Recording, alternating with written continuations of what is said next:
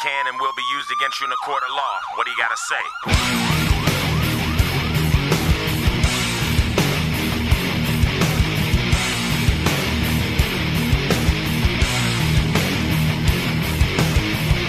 I loved her with my heart and soul. Gave her everything, diamonds and gold. She stabbed me in my back.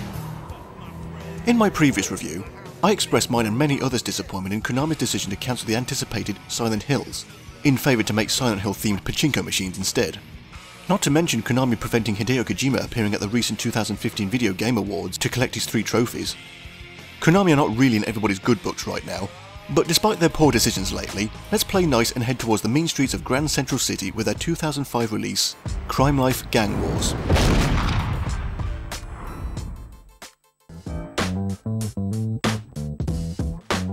Okay, this is only published by Konami.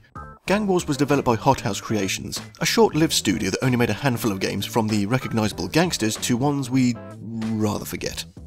In 2004, Hot House was bought out by Zoo Digital Group plc, and so Gang Wars was their final game. Also released on PC and Xbox, which got worldwide releases, but similar to Necronomicon, the PlayStation version was a European release only. The theme of this game is obviously based around American urban gang culture. All of the in-game music is hip-hop, headlined by D12. But not just their music, they also provide the voices for the main characters, thankfully sans Eminem. With an open-world city, different ways of making money and a slew of illegal activity, comparisons to Grand Theft Auto will be apparent. The fictional Grand Central City is overrun by gang warfare between the 3 rival gangs, the Outlaws, the Headhunters and the KYC. You play as Trey, a new member of the Outlaws looking to show he has what it takes to become a respected member and rise through the ranks.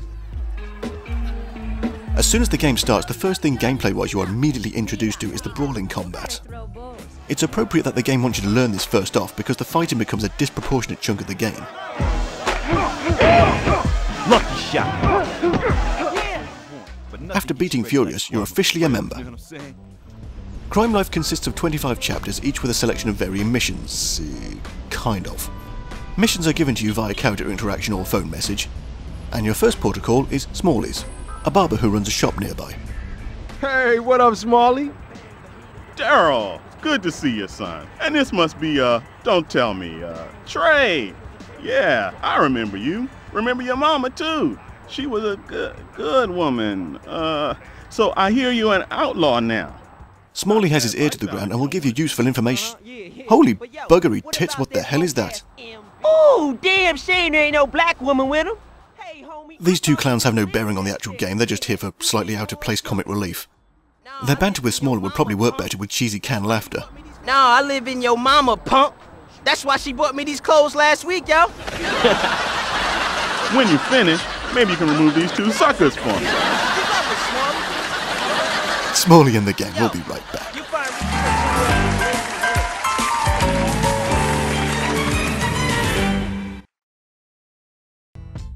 Smalley will start you off with a few simple beginner missions like dealing with a dodgy landlord or teaching a lesson to a woman beater. Oh, cheerful. Missions will take a toll on you and your gang's health. There are no medipacks or medicine to pick up. Crime Life relies on the classic video game health restoration method of fast food, with the only franchise in Grand Central City, Fat D's, with such culinary delights as flabby fries, fatty burger or chubby pizza. Nummy. You can see vaguely how much food a gang member requires by the Red Cross symbol. And here we begin with the list of the many problems this game has. You can view your gang's proper health levels in the status screen, so why not put health bars here too? There is both a main and a minimap, both of which I had a hard time with. My sense of direction is usually pretty spot on, but this game had me turned around all the time. It's laid out fine, but there's just something about it my mind didn't like. Anyway, with the main gangland area divided into the 3 gangs' territories indicated by the gang colours, but taking over territories will only occur when a mission requires it. As Trey climbs the ladder, he starts to be recognised and doing jobs for the Outlaws' boss, Big Dog. Missions become harder and more serious, like confronting rival gang leaders, fighting off police and robbery. Hothouse Creations really wanted to make the most of the different mechanics and confusing immersion with complexity. Robbing a store is the best way to make money, but the tutorial given doesn't explain it perfectly. This is how it goes. You go into a store, approach a clerk, hold triangle to begin the robbery. A timer will count down to when the police are alerted. Keep the clerk or clerks subdued by beating them up but not killing them, while your friend is collecting the cash. Before the timer runs out, take the cash and run to a waiting van which is not right by the store to successfully complete the robbery. Like many things in this game, this is an unnecessary pain in the balls. Just like the aforementioned fighting. Every few chapters, winning a Proving Your Worth tournament crops up. 3 rounds of annoyance that just slows the game down. Not like you have to do enough of that in the streets already. Guns do eventually make an appearance, which you can purchase or take from downed enemies. And I will just come out and say it, the aiming is fucking useless. You're supposed to press R1 to switch between targets, but since you have to keep moving around to prevent from getting shot, you immediately face in that direction. It's meant to lock onto a target, but only if you don't move, which is suicide.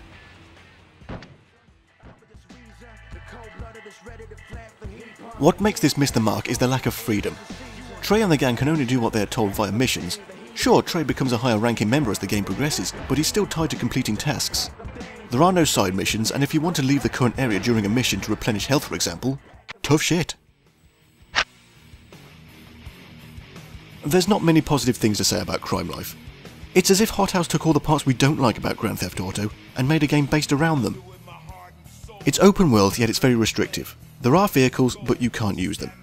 Money is only made from stealing and not rewarded from mission completion. There's little mission variety. Go here, kill these guys, report back. Go there, steal this, report back. Both the melee and gunplay feel inaccurate. The camera can be bothersome, and the frame rate suffers heavily when any more than 3 people are on screen. You know what genre would have suited this game better? A fixed isometric turn-based RPG like XCOM or Shadowrun. This would address the camera issue, give more accurate combat, and give the game more overall focus.